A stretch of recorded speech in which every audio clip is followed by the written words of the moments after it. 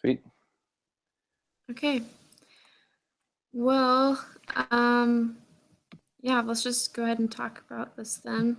Um, so what did you guys know about sexual harassment laws before the case? Like any prior knowledge? Not really, no. No, I didn't really You know know, a whole lot. Oh, go ahead, Ali. Sorry, I cut you off. oh no, I knew like bits and pieces, but never like anything. I don't know. Never like the specifics that it talked about in the problem. Yeah. Yeah, it's like one of those things that you always see at the end of syllabi, whatever, and you're like, oh, that's never gonna happen, so I don't need to pay attention to it. But anyway, um, so based on what you guys read, what would you say is a good definition of sexual harassment? I think anything that like it's so broad. Like I didn't realize how broad it was. But basically, it's like it's not really like one sex to another, like or like it could just be like any time that you feel like you're being discriminated against for your gender or some aspect of your like sexuality, like that's sexual harassment. It's very broad. Yeah. Um, and so based on Martinez's story, would you say that her situation is sexual harassment? Do you guys remember the case? Which one was Martinez? Was it the one that like? The secretary that was calling her friend and Oh, the okay, yeah, yeah. person overheard her. Yeah, definitely sexual harassment. Yeah. Yeah, I definitely have to agree. I mean, I read that and I was like, I don't really know why they're wanting us to like determine whether or not it is or isn't, because Yeah, I'd definitely, say it's no question. Yeah. you know, like it was very like blatant. So, would you say that it's quid pro quo or hostile work environment as far as the case with Martinez? I'd say kind of more hostile work environment. I don't remember it explicitly saying like if you do this, I'll do that, but I could be wrong. I don't know. I remember there was a quiz question asked about it. It was like a hypothetical about quid pro quo.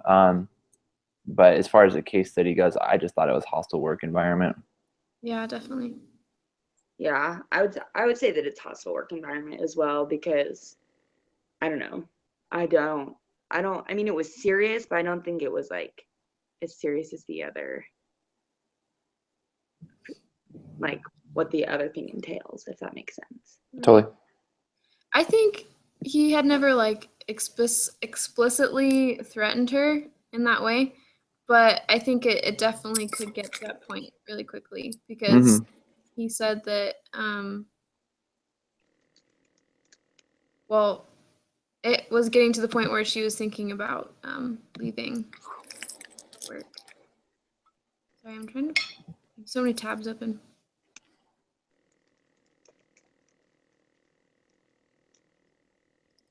Um, yeah, she's afraid that she could be fired because he's her boss. But yeah, it didn't explicitly say that it's quid pro quo. Mm-hmm. Um, so based on the reading, do you think that DeCoste got good advice from the counseling office? Like, do you remember that part? I think yes and no, because they kind of just told him what he had to do, but they didn't really take into account like I don't know. I feel like that's such a sensitive situation, especially given her specific circumstances. Yeah. Mhm. And so when he called for legal counsel, they just like you have to report it, And I think that that's a scary thing, especially because you read later in the case that she was like, no, like my husband, and no, he's gonna fire me, and like just all these things, and those are legitimate concerns. You know, she's like, this is my word against his, and this could just all blow up. I don't want you to go in and tell anybody. I think those are all really valid concerns. Totally. I was kind of surprised. Like, I understand that they need to report it, but I was surprised that whenever he called, they were very adamant about it and how I needed to do it. Well, and I think that the key is like, I should have advised him to start, you know, kind of collecting incidents. So that way, when it does go to court, they actually have like some sort of like tangible, you know, this is what's been taking place. Like, these are the instances, and start developing proof. Because at this point, I mean, if she went to court with those things, they could just completely hose her. Yeah. Well, and also it's weird that like he needed to report it without her consent. Like, I feel like since he's third party, I don't feel like he should be able to do that. But anyway. I think so too. I think my video went out again. But remind me of where, because I did all the readings, but I just like wanted to skim it really quick. Remind me of like where they are, because it was the Lone Star thing in the sexual. Right. So it's just the Lone Star case. Oh, okay. Because I was like, I've read both of those. I don't think there's another one. Okay.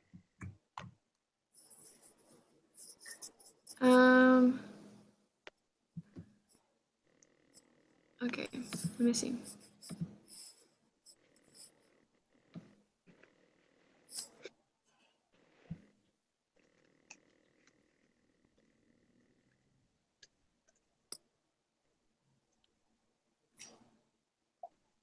So, if you were in kind of Jack DaCosta's position, what would you do?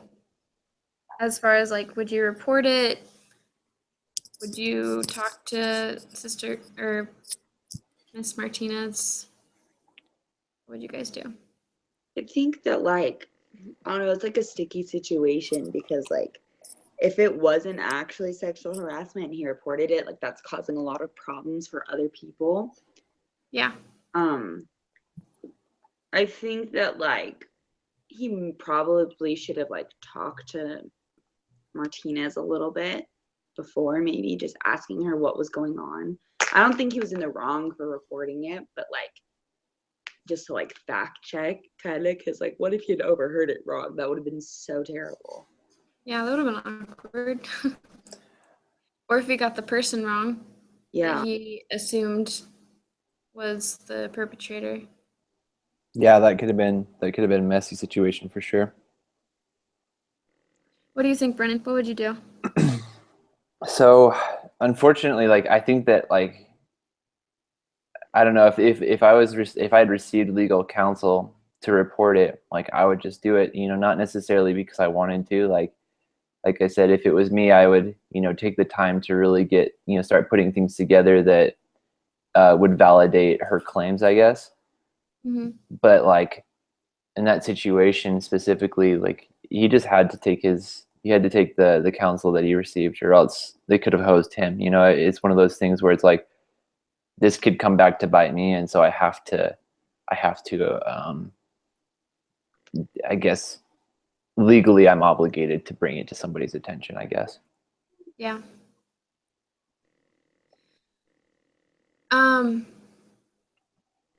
Do you guys feel like her boss could fire her for some other reason while they're doing the case? I don't think so. I mean, maybe like if they found out like she exaggerated or something, but I don't think that it's anything like, I don't know. I don't know why she would make something like that. Yeah, I guess that's true. Yeah, I don't know. I don't know if there's like anything that like maybe protects her from being harassed while a case is like being evaluated or whatever. But I don't know how that works, honestly.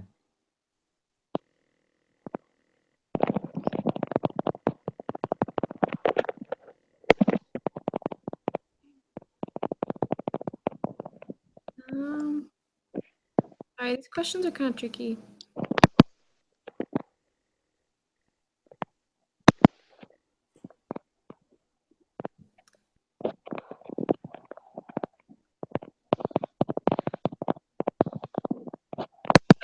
Okay, so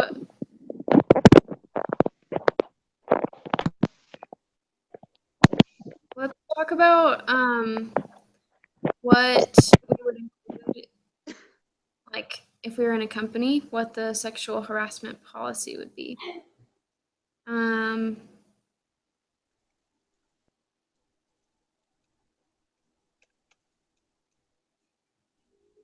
Sorry guys, I'm so out of it today. No, you're cool. These little Um, things are hard to run sometimes.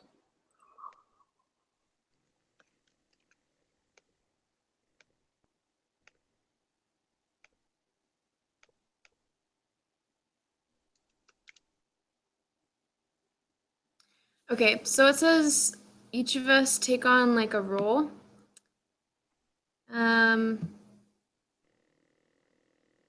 The person being accused, the third party, the legal counsel, and the potential victim. We could just talk about them since there's only 3 of us. Yeah. So, so from the point of the victim, what kind of things would you want to include in your policy for the company?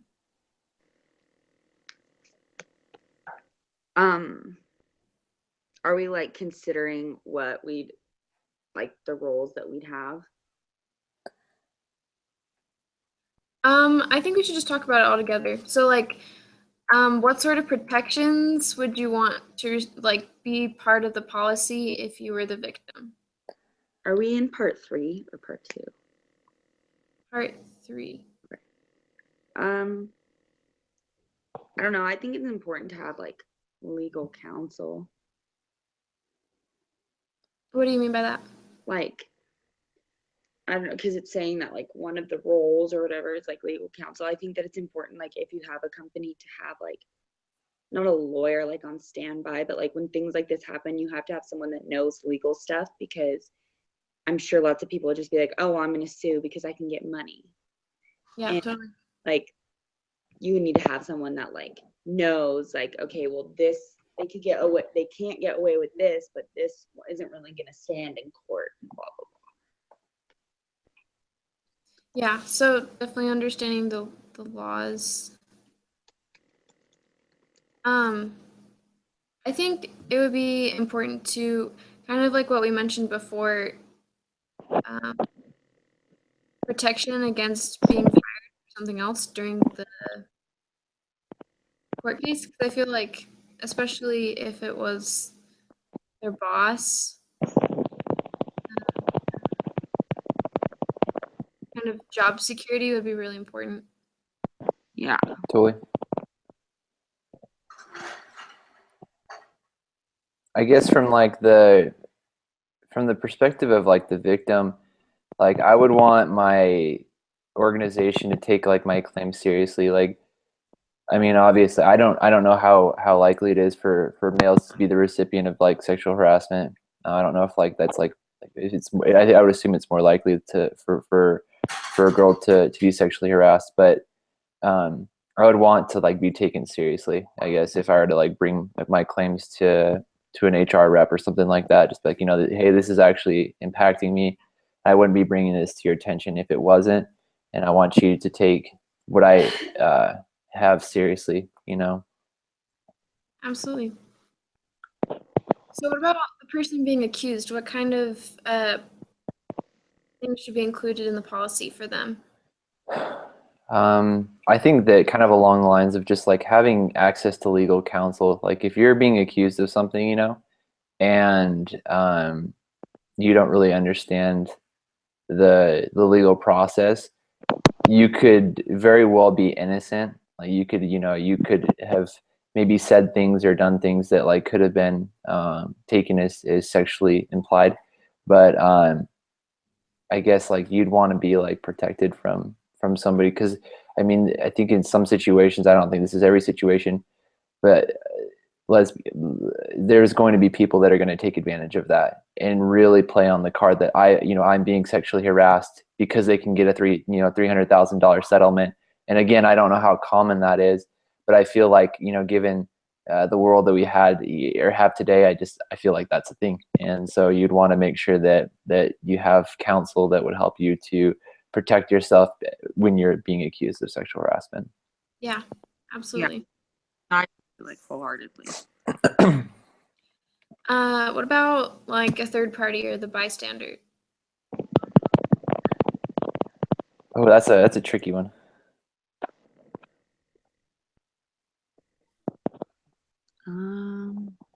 I think that if you're a third party, like involved in these kinds of things, like it's just tricky, because then you get involved in something that has nothing to do with you. So it's kind of like you're asking for it, but like you're asking to be put in the middle of something that could potentially be a lawsuit. Totally. Yeah. One, I feel like in order to have a healthy environment, there should be kind of an understanding that there won't be any negative consequences for reporting incidents. You know what I mean? Yeah. Otherwise, it won't ever happen. You know what I'm saying? Exactly. Well, and it's like such a sensitive subject. It's like hard to like put yourself, I mean, especially in this particular case, like the dude that was being accused, whether or not this girl was being honest, I don't think that she was being dishonest, but like would say, for example, she was being dishonest and she was just trying to take advantage of that. Then you've got this position where somebody's reported a false incident against, a good friend, and they talked about how they spend time together outside of work and stuff like that. That I don't know, I feel like that's such a hard thing, Right. I'm sure it gets a lot more complicated if like people were in a relationship, and anyway, I can just imagine something vengeful happening between one of them. Anyway. Oh, totally. Um.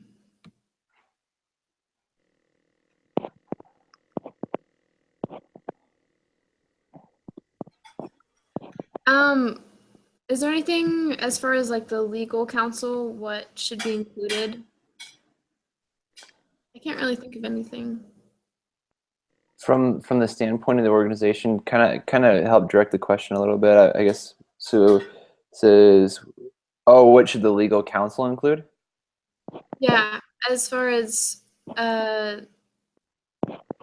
influencing the policy.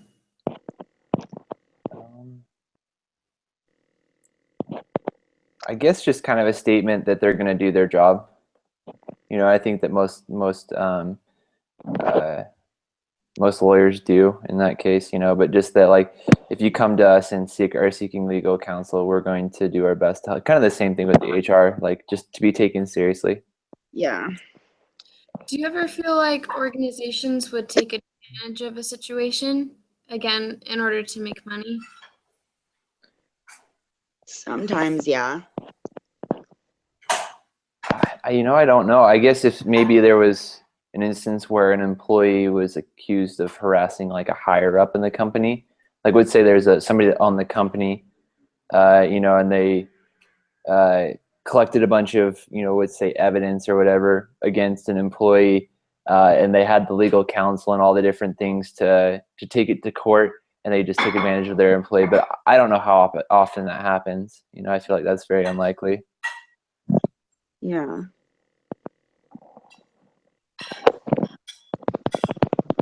So, you guys want to know what actually happened with the Lone Star case? Yeah. Okay, so this is what happened.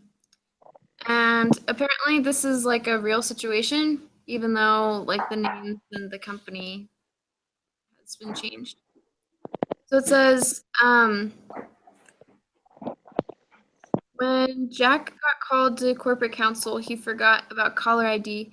The lawyer used the information he gave her to figure out the people he was talking about. She contacted the Lone Star EO, which launched a formal investigation. The EO tried to get Martinez to cooperate. French denied all charges, claiming that Martinez had made up the story to protect herself from pending layoffs. DeCoste was asked for evidence, and he didn't have any. Julia Martinez's husband found out and beat up Julia and forced her to quit. French survived the investigation with only a bruised reputation. He blamed everything on DeCoste for calling corporate counsel. There was so much animosity between DeCoste and French that DeCoste eventually left the company 3 months later.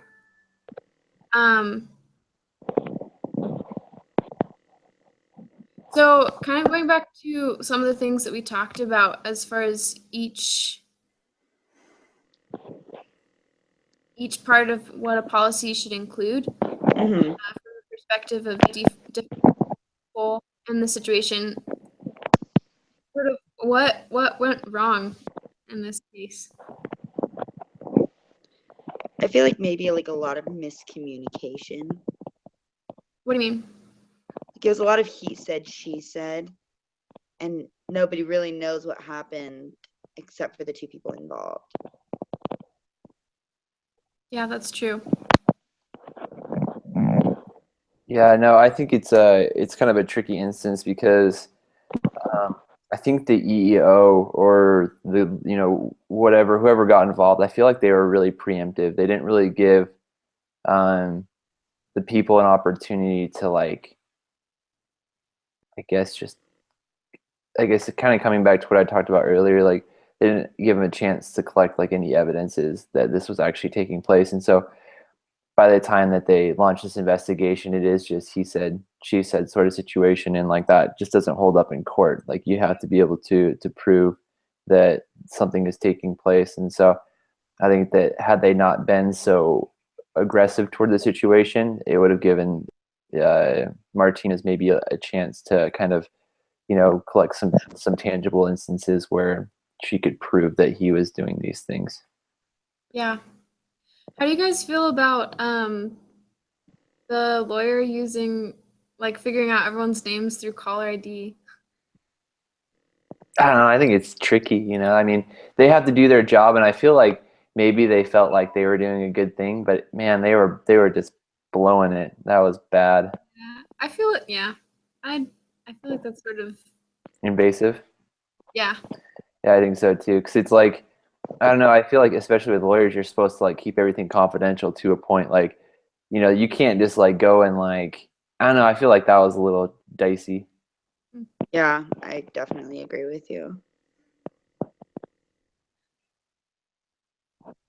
So, I mean, that's the thing is like they launched a full scale investigation against one call, or the overhearing one call, and I Yeah. feel like that just seems so hasty to me. Because I mean, for if Martinez was being dishonest, it's too soon. If she was being honest, it's too soon. Like no matter how you look at it, like they were just jumping the gun big time.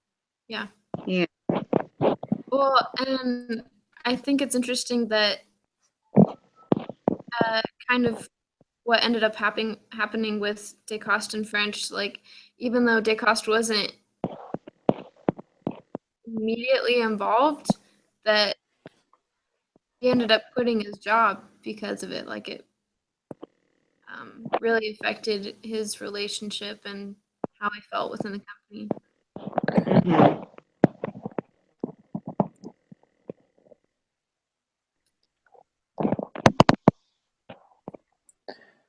Mhm. So the policy we created, how do you feel like it would have made a difference and being helpful for Jack DeCoste? I think that like having all those things that we discussed, like just would bring like new opinions to light, and then it wouldn't just be like he said, she said. Like there'd actually be legal action being taken. Mhm. Yeah, I think that I don't know. I think that it's all about, taking the time to really consider what's going on before you jump the gun. Because, I mean, like you said, it could just be mixed signals. And you don't want to offend anybody, and you don't want to put anybody in a position where like if it doesn't go to court, if they don't find anything, like you don't want it to like impact the people the way that it did in this case, because like there was two people's lives that were like dramatically impacted Mhm. because of the situation, and it's kind of sad because like especially for that poor girl. I mean, that's just the worst thing that could have happened. She was very guarded about the situation. She didn't want to cause a fuss because she knew it could come back to bite her.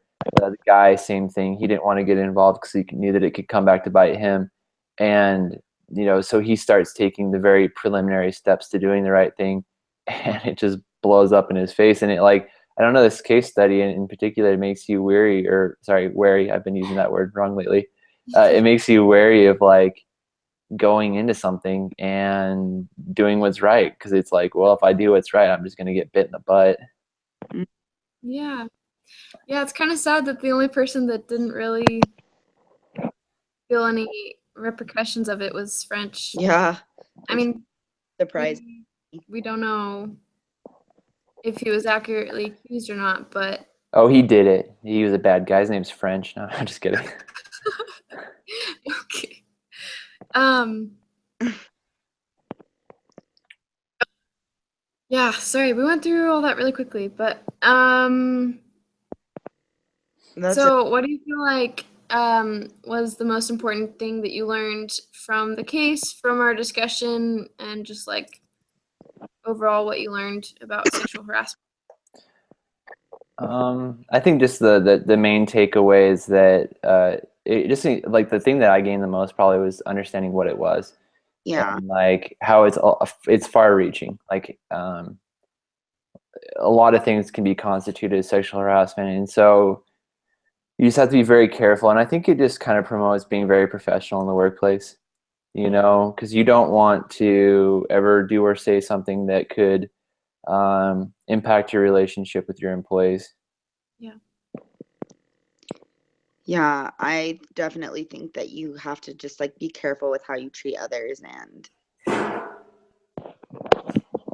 what you say to others.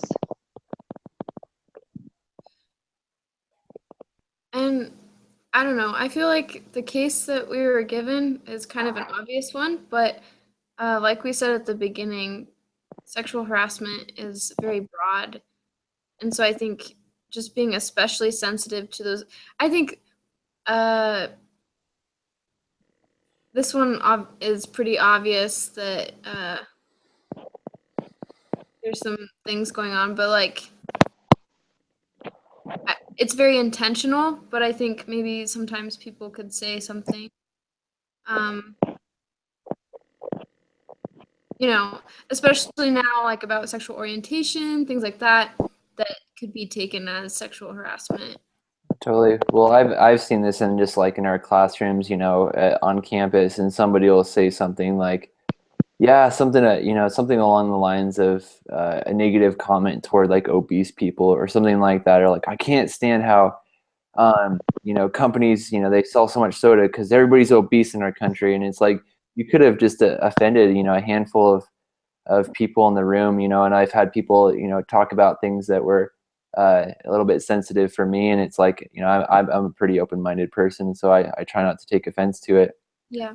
But I feel like there are a handful of people out there that really, they're not looking to be offended, but it just sometimes that stuff just strikes a chord with them, in a negative way. Totally. Um,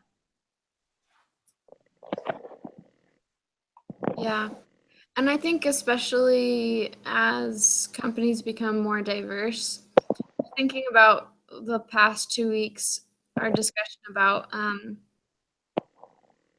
diversity and out like sexual harassment, just that it's important to be Be aware of mine. other people's Yeah, perspectives and um, avoid generalizations at all costs, I guess. Mm. Yeah, that's pretty much all I had. Unless you guys had other things you wanted to discuss. No. as No, I felt like I feel like this has been a really good, productive discussion. Totally, I would agree. And I thought your insights on connecting the two dots between the discrimination laws and the harassment, I think that's really neat because like the workplace is changing, and I've never been in the workplace, so I talk about it because I read about it, but the truth is I've never experienced it. But it really is changing to where we have to be extremely mindful of the people that are around us because we have to be mindful of their cultural beliefs, their religious beliefs, and all these different things, so that way we don't overstep because we really do want to build good relationships with the people in our workspace. Yeah, I totally agree. Want to say something? That's okay. Yeah. Well.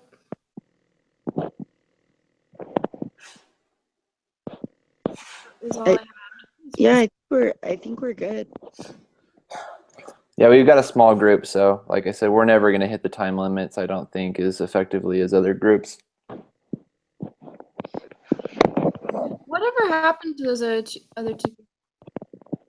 You know, so I'm pretty sure that I only saw one other person on our group list, Yeah. and I think I tried to get his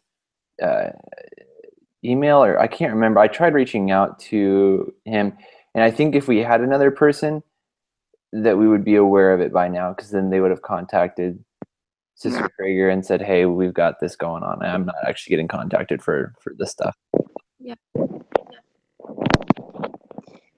Well, okay, so we'll just touch base tomorrow about the whole Hickey's thing, but I'll just bang out my part tomorrow and we'll get it done.